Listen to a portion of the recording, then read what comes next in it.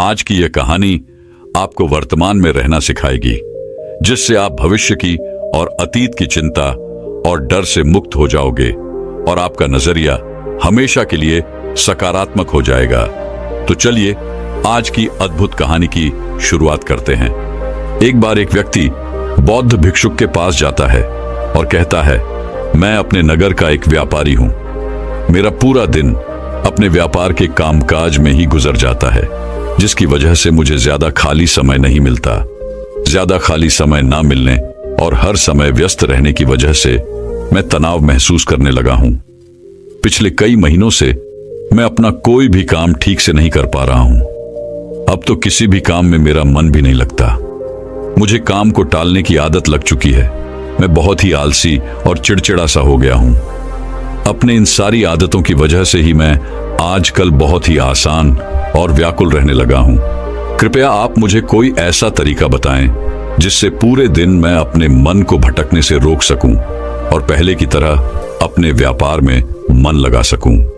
बौद्ध भिक्षु ने व्यक्ति की सारी बातें पूरे ध्यान से सुनी और फिर कहा, तुम्हारी समस्या तुम्हारा काम में व्यस्त रहना नहीं, बल्कि अपने काम को बोझ समझना है। और कोई भी इंसान काम को बोझ केवल तभी समझता है जब वह वर्तमान में चल रहे काम पर ध्यान ना देकर सिर्फ अपने काम के भविष्य के बारे में सोचता रहता है और अपने मन में उसकी योजनाएं बनाता रहता है कि मैं भविष्य में इस काम को ऐसे करूंगा, इसे इतना बड़ा बना दूंगा। और जब इंसान सिर्फ किसी काम के बारे में सोचता रहता है लेकिन उसे पूरा करने के लिए कोई ठोस कदम नहीं उठाता, तो फिर वह उस काम को लेकर तनाव से गिर जाता है और फिर उसे वह काम बोझ लगने लगता है। यह सुन व्यक्ति ने कहा, हम हाथ मन, आपने तो मेरे मन की बात कह दी। मैं भी पिछले कई महीनों से रोज अपने काम पर ध्यान देने की बजाय अपने व्यापार की भविष्य के बारे में सोचता रहता हूं कि कहीं भविष्य में मेरा व्यापार कम ना हो जाए, कहीं कोई दूसरा व्यापारी मेरे व्यापार के इलाकों में कब्जा ना कर ले। और ऐसी कई तरह के नकारात्मक बातें मेरे मन में चलती रहती हैं, जिससे मैं अपने आज के व्यापार पर ध्यान नहीं दे पा रहा हूं। यह सुन बौद्ध भिक्षु ने कहा, हम अपने विचारों में समस्याओं को जितना बड़ा बना लेते हैं, असल जिंदगी में समस्याएं उतनी बड़ी नहीं होती। तुम्हें केवल अपने आज पर ध्यान देने की जरूरत है, बाकी सब अपने आप ही ठीक हो जाएगा। व्यक्ति ने कहा, महात्मा, मैं यही तो नहीं कर पा रहा। मैं अपने आज के कामों पर ही तो ध्यान नहीं दे पा रहा। मैंने बहुत कोशिश की, लेकिन मैं हर बार भटक जाता हूं।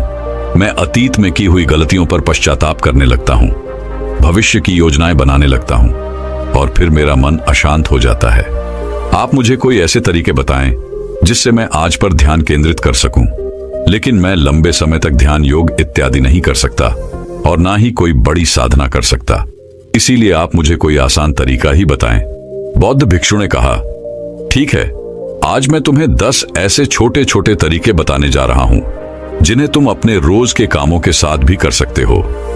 ये तरीके सुनने में तो बहुत छोटे लगते हैं, लेकिन अगर तुमने पूरी दृढ़ता के साथ इनका पालन किया तो सिर्फ कुछ दिनों में ही तुम्हें इनके सकारात्मक परिणाम दिखने शुरू हो जाएंगे और तुम अपने वर्तमान के कामों को ज्यादा ध्यानपूर्वक कर पाओगे। व्यक्ति ने कहा, जी महात्मा, आप मुझे वह 10 तरीके बताए, मैं जरूर उनका पालन करूंगा। बौद्ध भिक्षु ने कहना शुरू किया, पहला तरीका है, ध्यानपूर्वक भोजन करो। ज्यादातर लोग भोजन करते समय भोजन करने पर ध्यान नहीं देते, बल्कि उनका ध्यान तो किसी से बातें करने, किसी पुराने विचार में खोए रहने या फिर कुछ देखने में होता है, जिससे उनका मन भोजन करने के दौरान भी आसान रहता है। जबकि हमें भोजन की थाली आने के साथ ही उसकी सुगंध, थाली में कौन सा भोजन परोसा गया है, भोजन देखने में कैसा है, इन सब का पूरे ध्यानपूर्वक निरीक्षण करना चाहिए और मन ही मन भोजन बनाने वाला और उस भोजन को उगाने वाले का धन्यवाद करना चाहिए। हर एक निवाले के साथ भोजन के स्वाद का आनंद रहना चाहिए, ना कि सिर्फ पहले निवाले का। अगर तुम पूरे प्रेम के साथ ध्यानपूर्वक भोजन को ग्रहण करते हो तो भोजन के खत्म होने तक तुम्हारा मन एकदम शांत हो जाएगा और तुम अंदर से आनंद महसूस करोगे। और यही कारण है कि पुराने भारतीय समाज में मौन रहकर भोजन करने की परंपरा रही है, क्योंकि मौन होकर ध्यानपूर्वक भोजन करना भी ध्यान करने का एक तरीका है। और न केवल भोजन करते समय बल्कि अगर तुम रोजमर्रा के अन्य कामों को भी, जैसे कि चलना, नहाना, सफाई करना इत्यादि को भी ध्यानपूर्वक करते हो, तो तुम पूरे दिन खुशी और आनंद से भरे रहोगे। बौद्ध भिक्षु ने कहा, दूसरा तरीका है अपने सांसों पर ध्यान दो। सांस प्राकृतिक रूप से चलने वाली एक स्वाभाविक और लयबद्ध प्रक्रिया है। जब हम अपनी आती जाती सांसों पर ध्यान देते हैं तो यह हमें हमारे दिमाग से निकालकर शरीर में ले जाती है। परिणाम स्वरूप हम अपने विचारों की उलझन, भय और चिंताओं से मुक्त हो जाते हैं और यह काम तुम किसी भी समय कर सकते हो। बुद्ध के द्वारा बताई गई विपासना ध्यान विधि में भी अपनी आती जाती सांसों पर ध्यान केंद्रित करने के लिए ही कहा गया है। जब भी तुम तनावग्रस्त हो जाओ या खुद को विचारों में उलझा हुआ पाओ तो तुरंत अपना ध्यान अपनी आती जाती सांसों की तरफ मोड़ दो। कुछ ही पलों बाद तुम महसूस करोगे कि तुम शांत होते जा रहे हो। तुम्हारी सारी उलझने, सारा तनाव गायब हो गया है। और अगर तुम लंबे समय तक अपने सांसों पर ध्यान केंद्रित करने की आदत डाल लेते हो तो तुम खराब से खराब परिस्थितियों में भी खुद को शांत रख पाओगे और अपने वर्तमान के कामों पर ज्यादा लंबे समय तक ध्यान केंद्रित कर पाओगे। सांसों पर ध्यान देना हमें याद दिलाता है कि हम कौन हैं। हमें आभास होता है कि हम वह विचार नहीं हैं जो अभी हमारे अंदर चल रहा है, बल्कि हम तो इससे अलग हैं, इससे ऊपर हैं। दोस्तों, हम केवल अपनी सांसों पर ध्यान देकर बहुत से नए आयामों की खोज कर सकते हैं। हमारे पूर्वजों ने इस पर बहुत काम किया था कि कैसे हम केवल अपनी सांसों पर नियंत्रण रखकर ऐसी ऐसी चीजें कर सकते हैं जो साधारण इंसानी जीवन से परे है। हम अपनी सांसों पर ध्यान देकर खुद को ऐसी स्थिति में ला सकते हैं कि जीवन में आने वाला कोई भी उतार चढ़ाव हमें परेशान नहीं कर सकता। बौद्ध भिक्षु ने व्यक्ति से कहा, तीसरा तरीका है अपने इंद्रियों से जुड़ी हमारी 5 इंद्रियों, नाक, त्वचा, जीभ्या, कान और आंखें हमारे शरीर के प्रवेश द्वार हैं। लेकिन जब हम विचारों में खोए रहते हैं तो हम अपनी इंद्रियों को अनुभव नहीं कर पाते कि हमारे आसपास क्या चल रहा है, कैसी सुगंध है, कैसी ध्वनियां आ रही है। जब तक कि यह सारी चीजें इतनी प्रबल ना हो कि यह हमारा ध्यान अपनी ओर खींच ले, हम बस बेहोशी में जिए चले जा रहे हैं। इसीलिए अपने आसपास की चीजों को ठहर कर ध्यान से देखने की आदत डालो। जैसे अपने शरीर से टकराती ठंडी हवा को महसूस करो, बगीचे में खिले रंग बिरंगे फूलों पर ध्यान दो, उनकी खूबसूरती को निहारो, पक्षियों की आवाजों पर ध्यान दो, उगते और डूबते सूरज को कुछ देर ठहर कर देखो। ये सारी छोटी छोटी चीजें तुम्हें तुम्हारे वर्तमान से जोड़ेगी। अगर तुम अपने जीवन में शांति और आनंद का अनुभव करना चाहते हो तो तुम्हें अपने आसपास की चीजों पर ध्यान देना होगा। तुम्हें कुछ पल ठहर कर उन्हें प्रेम पूर्वक देखना और महसूस करना होगा। बौद्धिक कक्षियों ने कहा, चौथा तरीका है अपने मन में उठने वाली नकारात्मक भावनाओं का निरीक्षण करो। परेशान, निराशा या क्रोधित होना हम इंसानों में आम बात है, लेकिन हमें चाहिए कि हम ऐसी भावनाओं के बहाव में ना आए। वही बल्कि जब भी हमारे अंदर किसी भी प्रकार की नकारात्मक भावना उठी तब हमें इन भावनाओं पर ध्यान देना चाहिए। जैसे कि जब तुम्हें गुस्सा आए या कुछ गलत करने का मन करे तो कुछ देर ठहर कर देखो कि उस समय तुम्हारे अंदर कैसे विचार उठ रहे हैं। कुछ देर में तुम महसूस करोगे कि तुम वह विचार नहीं हो, तुम उनसे अलग हो। तुम उन्हें देखते रहो और कुछ ही देर में वह सारे नकारात्मक विचार गायब हो जाएंगे। और अगर तुम हर बार ऐसा ही करते हो तो तुम तुम्हारी भावनाओं पर नियंत्रण करना सीख जाओगे। भिक्षु ने कहा, पांचवा तरीका, अपने मन में उठने वाले हर विचार पर भरोसा मत करो। हमारा मन हर समय अनुमान और धारणाएं बनाता रहता है जो कि सच नहीं होती। जैसे कि जब भी हम किसी व्यक्ति से मिलते हैं या किसी नई चीज को देखते हैं तो तुरंत हमारा मन उसके बारे में अपनी पूर्व धारणाएं बनाने लगता है और फिर उस चीज या इंसान को या तो अच्छा या बुरा बनाकर हमारे सामने पेश करेगा और फिर हम अपने विचारों को सच मानकर उस इंसान या चीज को वैसा ही समझने लगते हैं। और कुछ लोग तो अपनी ही धारणाओं को सच मान लेते हैं और उसी पर अड़े रहते हैं, जबकि हमें खुद को किसी भी प्रकार की पूर्ण धारणा से स्वतंत्र रखने का प्रयास करना चाहिए और पूरी जागरूकता के साथ जो चीज असल में जैसी है उसे वैसे ही देखने का प्रयास करना चाहिए, न कि उसमें अपनी तरफ से अच्छा या बुराई की चादर ढक देनी चाहिए। अगर तुम वर्तमान में रहते हुए पूरे साक्षी भाव के साथ बिना किसी पूर्व धारणा के किसी भी चीज को देखते या सुनते हो तो यह तुम्हें शांत और तनाव मुक्त रखेगा। भिक्षु ने कहा, छठा तरीका, रोज कुछ देर तक ध्यान का अभ्यास करो। ध्यान करने के लिए घंटों बैठने की जरूरत नहीं है। दिन में 10 मिनट का ध्यान भी जीवन पर सकारात्मक प्रभाव डाल सकता है। रोज ध्यान करने से हमारे जीवन में नई ऊर्जा, उत्साह, शांति और प्रेरणा का आगमन होता है। हम पूरे दिन अंदर से खुश और शांति महसूस करते हैं। रोज ध्यान करने से तुम स्वाभाविक रूप से अपने वर्तमान के क्षणों में रहना सीख जाते हो। भिक्षु ने कहा, सातवां तरीका जो तुम्हारे पास है उसके लिए आभारी रहो। जिंदगी में खुशी लाने का सबसे आसान तरीका है आभार व्यक्त करना। धन्यवाद अदा करने से न केवल जो चीजें हमारे पास हैं उनसे हमें असली खुशी मिलती है, बल्कि जो हम पाना चाहते हैं उसे पाने का रास्ता भी हमें दिखना शुरू हो जाता है। क्योंकि धन्यवाद के भाव से भरा मन समस्याओं की तरफ नहीं बल्कि उनके समाधान की तरफ केंद्रित होता है। जो भी तुम्हारे पास है उसके लिए इस अदृश्य ब्रह्मांडीय शक्ति का धन्यवाद अदा करना तुम्हारे जीवन को जादुई तरीके से बदल कर रख सकता है। तुम्हें यह सोचना चाहिए कि तुम कितने धन्य हो कि तुम्हारे पास एक निश्चित चीज है। उदाहरण के लिए, तुम्हारे पास एक अच्छा व्यवसाय है और न जाने कितने लोग तुम्हारे जैसा व्यवसाय करने की इच्छा रखते होंगे, लेकिन उनके पास नहीं है। भिक्षु ने कहा, आठवां तरीका, दूसरों की बातों को ध्यानपूर्वक सुनो। किसी दूसरे व्यक्ति से बात करते समय यह सोचे बिना कि उसे क्या कहना है या उसकी बात का कैसे जवाब देना है, तुम्हें पूरे ध्यानपूर्वक सामने वाले की बातों को सुनना चाहिए। तुम्हें सामने वाले से बात करनी है, उसे जवाब देने के लिए नहीं बल्कि उसकी भावनाओं को समझने के लिए। जब तुम किसी से बात करो तो अपने कान, दिल और अंतर्मन से उसकी बातों को सुनो और समझो। ऐसा करना सामने वाले से तुम्हारे रिश्ते को तो मजबूत करेगा ही, साथ ही यह तुम्हारे लिए एक अभ्यास है अपने धैर्य और एकाग्रता को बढ़ाने का। और जब हम ज्यादा सुनते और कम बोलते हैं तो हम बहुत सी परेशानियों से भी बच जाते हैं, जिससे हमारा मानसिक तनाव भी कम रहता है। और याद रखो, किसी भी इंसान की बातों को ध्यानपूर्वक सुनना उसे सम्मान देने का सबसे अच्छा तरीका है। भिक्षु ने आगे कहा, नौवां तरीका, अपने महत्वपूर्ण कामों के लिए एक समय निर्धारित करो। तुम्हें अपने दिन के कुछ समय को महत्वपूर्ण कामों के लिए निश्चित रखना चाहिए, जैसे काम का समय, नहाने का समय, सफाई का समय, खाने का समय। महत्वपूर्ण कामों को समय के साथ बांटना यह सुनिश्चित करता है कि वे चीजें बिना किसी बाधा के नियमित रूप से होती रहें। दिन के सही समय पर सही काम को करना हमारे जीवन में अनुशासन लाता है और अनुशासन से जीवन में शांति और खुशी आती है। भिक्षु ने कहा, 10वां और अंतिम तरीका, अपने रोजमर्रा के कामों में जागरूकता लाने का प्रयास करो।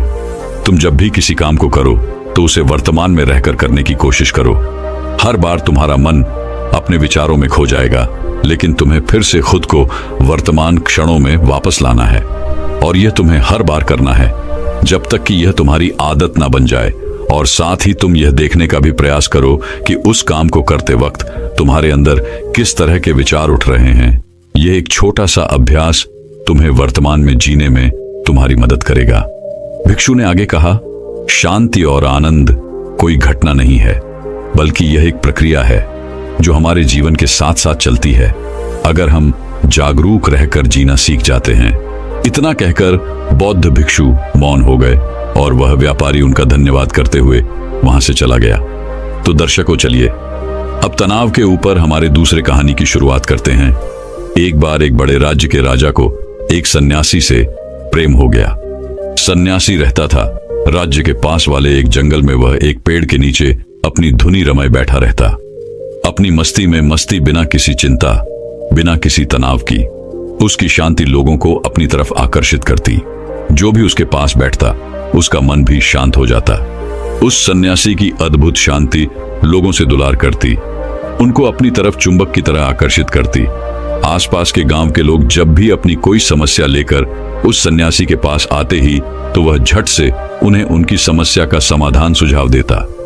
उस सन्यासी की प्रसिद्धि दूर गांवों तक फैल चुकी थी। धीरे धीरे यह बात राज्य के राजा तक पहुंची तो एक दिन राजा भी अपने मंत्री के साथ उस सन्यासी से मिलने पहुंचा। सन्यासी की शब्दों की मिठास और अद्भुत शांति ने राजा को भी अपनी तरफ आकर्षित कर लिया। अब तो राजा रोज शाम को राजकाज के कामों से थोड़ा वक्त निकालकर सन्यासी से मिलने आने लगा। धीरे धीरे राजा का सन्यासी के प्रति प्रेम इतना प्रगाढ़ हो गया कि अब तो वह सन्यासी से एक पल के लिए भी दूर नहीं रहना चाहता था। एक शाम वह जब अड़ गया कि आज तो आपको मेरे महल में चलना ही पड़ेगा। सन्यासी ने खूब मना किया, तरह तरह के कारण बताए, लेकिन राजा ने सन्यासी की एक न सुनी। अंततः सन्यासी को राजा के महल आना ही पड़ा। राजा महल में सन्यासी को अपनी ही तरह की सूक्ष्म गद्दी देता, उसे पूरा मान सम्मान देता। राज्यसभा में सन्यासी राजा से केवल एक सीढ़ी नीचे की कुर्सी पर ही बैठता। दोनों हमेशा साथ रहते। एक बार दोनों एक जंगल में शिकार के लिए गए और शिकार का पीछा करते करते रास्ता ही भटक गए। दोनों अकेले ही गए थे, उनके साथ कोई सैनिक इत्यादि नहीं था। सन्यासी, राजा और उनका घोड़ा, यह तीन ही थे। रास्ता खोजते खोजते सुबह से शाम हो गई, लेकिन उन्हें महल वापस लौटने का रास्ता नहीं मिला। दोनों बहुत थक चुके थे और उन्हें जोरों की भूख भी लगी थी, लेकिन कुछ खाने को नहीं मिल रहा था। तभी राजा की नजर वृक्ष पर लगे एक फल पर पड़ी। उस वृक्ष पर केवल एक ही फल लगा हुआ था। राजा ने तुरंत पेड़ पर चढ़कर उस एक फल को तोड़ दिया। राजा का मन तो कर रहा था कि वह उस पूरे ही फल को खा लिए, लेकिन वह उस सन्यासी से प्रेम ही इतना करता था कि वह उसे बिना खिलाए कुछ भी नहीं खाता था। राजा ने फल के 6 टुकड़े किए और उसमें से 3 टुकड़े सन्यासी को देने लगा। पहले तो सन्यासी ने फल लेने से मना किया, लेकिन फिर राजा के बार बार आग्रह करने पर उसने वह तीनों टुकड़े ले लिए और उन्हें खाने लगा। अपने हिस्से के फल खाने के बाद सन्यासी ने कहा, वाह, अद्भुत मजा आ गया। इतने स्वादिष्ट फल तो मैंने अपनी जिंदगी में आज से पहले कभी नहीं खाए। कृपया कर एक फल और दे दीजिए।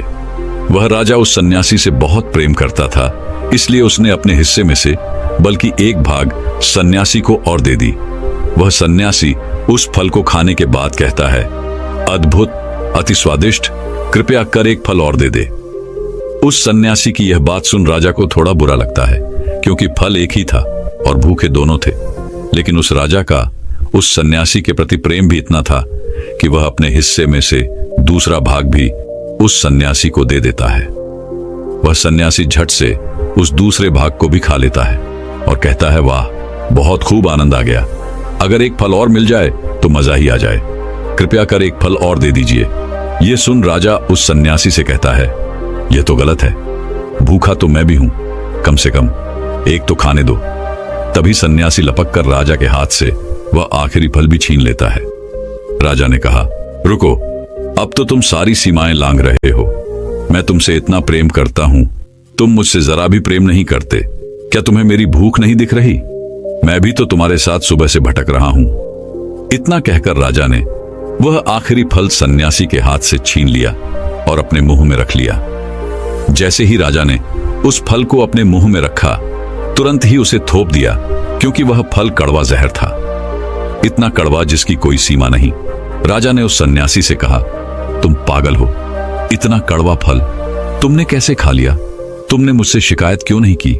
उस सन्यासी ने कहा, जिन हाथों से इतने मीठे फल खाने को मिले हैं, उनकी शिकायत, वह भी सिर्फ एक कड़वे फल के लिए उचित न थी। यह सुन राजा उस सन्यासी को अपने गले से लगा लेता है।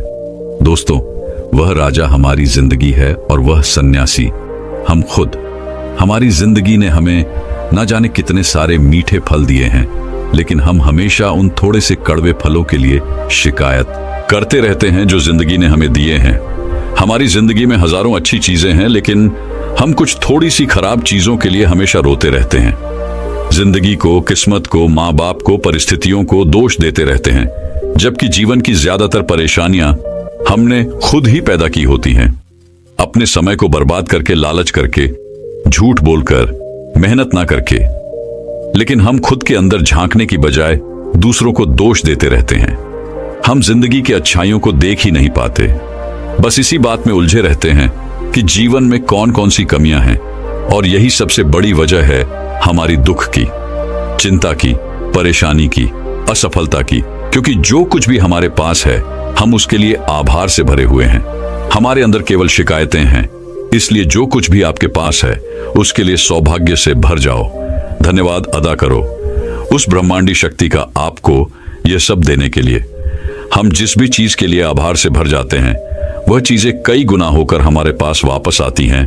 इसलिए आपके जीवन में जो कुछ भी अच्छा हो रहा है, और अगर आप चाहते हैं कि वो कई गुना होकर आपके पास वापस आए, तो अब हर उस चीज के प्रति अब वह भाग्य से भर जाओ।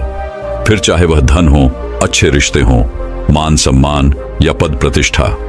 अचानक से आप महसूस करेंगे कि जिन रिश्तों से आपको खुशी नहीं मिल रही थी, जो चीजें आपको खराब लगती थी, जिनके लिए आपके अंदर कोई सम्मान नहीं था, आप उनसे संतुष्ट नहीं थे, उन्हीं चीजों, उन्हीं रिश्तों से आपको खुशी मिलने लगी है। आप ज्यादा संतुष्ट और खुश रहने रखेंगे।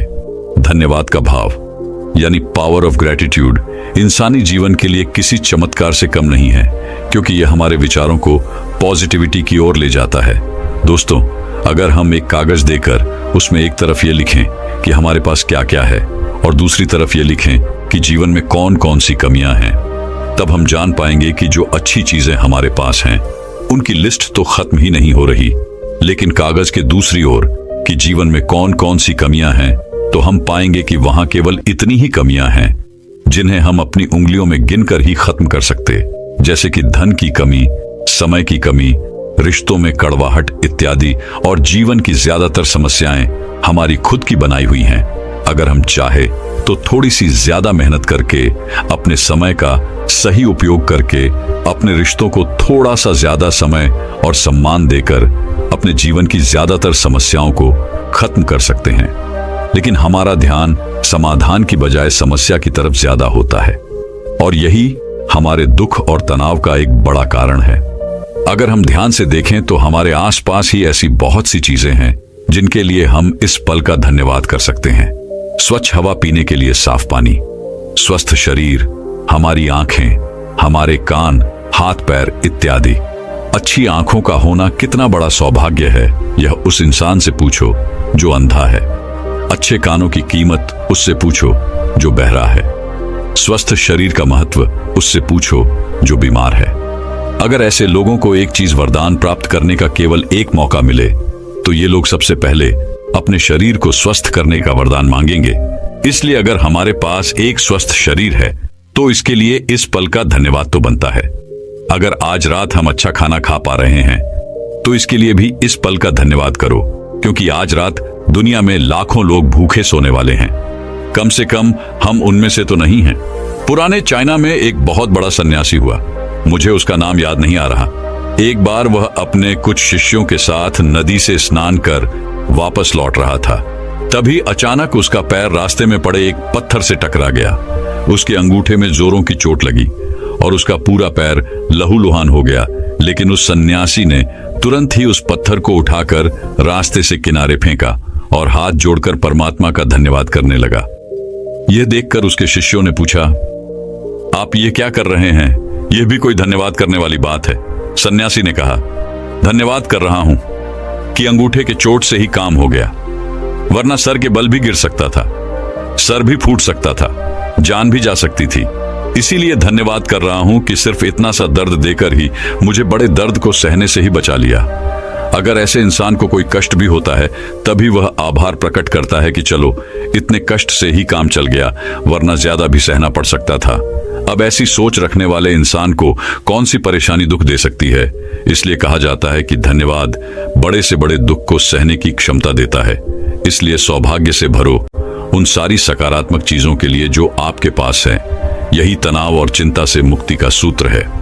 तो दर्शकों, चलिए अब तनाव के ऊपर हमारे तीसरे कहानी की शुरुआत करते हैं। एक राज्य के राजा की यह आदत थी कि वह अक्सर भेष बदलकर अपने राज्य में घूमा करता था, ताकि वह अपने प्रजा की असली जरूरतों के बारे में जान सके और राज्य में चल रहे गलत कामों, वह सुरक्षा की स्थिति की जानकारी हासिल कर सके। ऐसे ही एक दिन अपने मंत्री के साथ भेष बदलकर घूमते हुए राजा अपने राज्य की अंतिम छोर तक पहुंच जाता है। वहां पहुंचकर राजा एक बहुत ही चौंका देने वाली घटना देखता है। वह देखता है कि एक इंसान सड़क के बीचों बीच लेटा हुआ है, लेकिन कोई भी उसकी मदद नहीं कर रहा। लोग उसके आसपास से निकल तो रहे हैं, लेकिन कोई भी उस पर ध्यान नहीं दे रहा है। यह देखकर राजा खुद ही उस पड़े हुए व्यक्ति की मदद करने जाता है। राजा जैसे ही उस व्यक्ति के पास पहुंचकर उसको उठाने की कोशिश करता है, उसे पता चलता है कि व्यक्ति तो पहले से ही मरा हुआ है। ये देखकर राजा मदद के लिए लोगों को आवाज लगाता है, लेकिन जो भी वहां से गुजरता उस मरे हुए व्यक्ति को देखकर अपना मुंह बनाता और वहां से चला जाता। इस तरह से कोई भी राजा की मदद करने के लिए नहीं रुका। अंत में राजा ने ही वहां से गुजरने वाले एक व्यक्ति का हाथ पकड़कर उसे रोकते हुए पूछा, मैंने लोगों को इसकी मदद के लिए आवाज लगाई, लेकिन कोई भी इसके पास तक नहीं आया। आखिर ऐसी क्या बात है कि लोग इस व्यक्ति को छूना तक नहीं चाहते? यह सुनते ही उस व्यक्ति ने मुंह बनाते हुए जवाब दिया, सब इसके कर्मों का फल है। यह हमारे नगर का सबसे बड़ा पापी है। इसने अपने पूरे जीवन काल में सिर्फ बुरे कर्म किए हैं। यह कहता हुआ वह व्यक्ति भी वहां से चला गया। उस राहगीर के मुंह से ऐसी बातें सुनकर राजा अपने मंत्री की मदद से उस मृत व्यक्ति को उठाता है और लोगों से पता पूछकर उसे उसके घर तक ले जाता है। अपनी मृत पति को देखकर उसकी पत्नी जोर जोर से रोने लगती है। तभी थोड़ी देर बाद राजा उसकी पत्नी से लोगों का उसके पति के प्रति जो व्यवहार था उसके बारे में बताता है, जो उसने सड़क पर देखा था। राजा की बातें सुनकर उसकी पत्नी ने अपने पति की तरफ सम्मान भरी दृष्टि से देखते हुए पूरे आत्मविश्वास के साथ कहा, मैं इस बात को अभी सिद्ध कर सकती हूं कि मेरे पति एक बहुत ही अच्छे इंसान थे। यह सुनकर राजा चौंक जाता है और कहता है, लेकिन लोग तो कह रहे थे कि यह एक पापी व्यक्ति है। यहां तक कि लोग इससे इतनी नफरत करते थे कि वो इसके मृत शरीर को छूने तक को भी तैयार नहीं है। यह सुन उसकी पत्नी ने राजा से कहा, आप सही कह रहे हैं और मुझे भी लोगों से यही उम्मीद है, क्योंकि लोगों ने तो हमेशा ही मेरे पति को गलत जगहों पर जाते हुए देखा है। लेकिन सच्चाई तो यह है कि मेरे पति हर रोज शराब की दुकान पर जाते थे और वहां से शराब की कुछ बोतलें खरीद लाते और फिर उस पूरी शराब को नाली में फेंक देते, ये कहते हुए कि मुझे उम्मीद है कि इससे वो लोग बुरे कर्म करने से बच जाएंगे जो इस शराब को पीने वाले थे। फिर उसके बाद रात में मेरे पति उन स्त्रियों के पास जाते हैं जो देह व्यापार करके अपना जीवन यापन करती हैं। उनमें से कुछ स्त्रियों को वह पूरे रात की कीमत देकर उन्हें दरवाजा बंद कर लेने के लिए कहते, जिससे कम से कम उस रात तो उनके पास कोई न जाए। उसके बाद वह घर वापस आते ही और भगवान का धन्यवाद अदा करते कि उनकी कृपा से ही आज वह कुछ और दो पर हो रहे अत्याचार को कम कर सके और कुछ जवान लड़कों को गलत कर्म करने से रोक सके। तो लोग अक्सर मेरे पति को ऐसी जगहों पर जाते हुए देखते थे और समझते थे कि मेरे पति शराबी और खराब नियत के हैं। मैं अक्सर अपने पति से कहती थी कि याद रखना, जब तुम मरोगे तो कोई तुम्हें छुएगा भी नहीं और तुम्हारी अर्थी को भी कोई कंधा देने वाला नहीं होगा। मेरी इस बात पर अक्सर मेरे पति हंस देते और कहते, तुम देखना, मेरी अंतिम यात्रा पर स्वयं राजा और इस शहर की सबसे बड़े और सम्मानित लोग मेरी अर्थी को कंधा देंगे और मेरी अंतिम क्रियाकर्म को पूरा करेंगे। उसकी पत्नी के मुंह से ऐसी बातें सुनकर राजा के आंखों में आंसू आ गए और उसने कहा, मैं ही इस राज्य का राजा हूं और कल सुबह मैं और मेरे मंत्री इसकी आखिरी यात्रा पर इसकी अर्थी को कंधा देंगे और इसका अंतिम संस्कार करेंगे। हम भी अक्सर यही सोचते हैं कि लोग क्या कहेंगे और अपनी इस सोच की वजह से हम कभी भी वह नहीं कर पाते जो हम करना चाहते हैं, जिसे करने से सच में हमें खुशी मिलती है। तो इस कहानी से हमें यही सीख मिलती है कि लोग क्या कहेंगे, इस बात की परवाह किए बिना हमें वह करना चाहिए जो करना सही है, जिसे करने से हम सच में खुश रह सकते हैं। क्योंकि जब हमारे अच्छे कर्मों को कोई नहीं देख रहा होता है तो सिर्फ भगवान देख रहा होता है। दोस्तों, मैं उम्मीद करता हूं कि यह कहानी सुनने से आपके जीवन में अच्छे बदलाव आए होंगे। आपको इस वीडियो से क्या सीखने मिला, ये कमेंट करके जरूर बताइए और अपने परिवार, दोस्तों या आपके करीबी इंसान के साथ ये कहानी शेयर करके उन्हें भी इस ज्ञान से परिचित करवाए। बाकी अगर आपको ये वीडियो दिल से अच्छी लगी हो तभी इस वीडियो को लाइक कर देना और आपने अब तक इस चैनल को सब्सक्राइब न किया हो तो चैनल को सब्सक्राइब भी जरूर कर देना। आपका हर दिन शुभ हो और खुशियों से आपका जीवन भरा रहे।